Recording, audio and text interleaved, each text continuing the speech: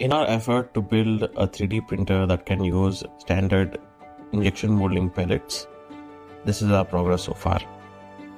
We have designed and developed the first prototype for the pellet extrusion system that uses a miniaturized injection molding auger screw. We have been able to successfully integrate it into electronics and be able to extrude ABS plastic.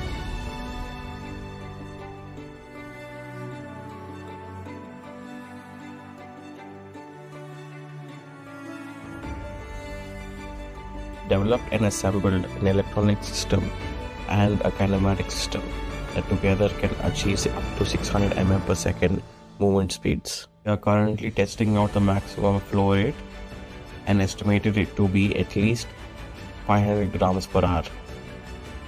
In this next phase, we will be mounting the extruder that we developed onto the kinematic assembly and start doing actual 3D prints using the pellet extrusion system.